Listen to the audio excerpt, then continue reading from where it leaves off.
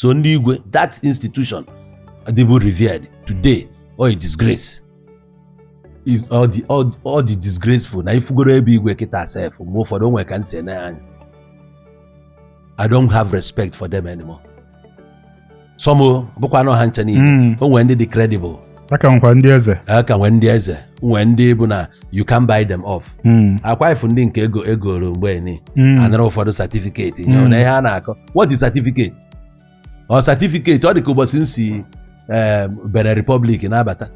Onye immigration na-asị m ọ chịrị efu mo identify yo mo onye ya ma ka na-akpọ ya ID. Ya identity card.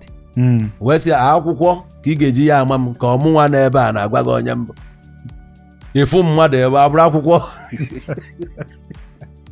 onye na-agwa gị onye ọ bụ agwaghị na mbụ onye Igbo na-asụrụ gị Igbo isi m nye gị identity card kaadị a nyekwu onye mbụ ka ọmụnwa ya gwa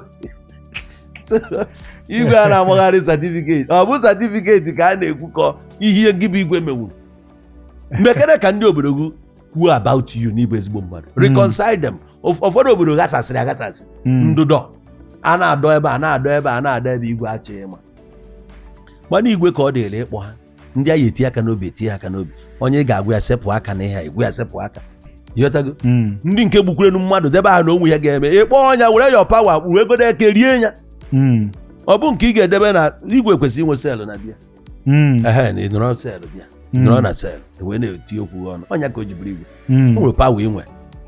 enwere pawa inwe ọ bụ anya ha na certificate ha na-ajazi Igwe gị bụ Igwe certificate ebe ahụ uru n'obodo a bụ ka o si dị.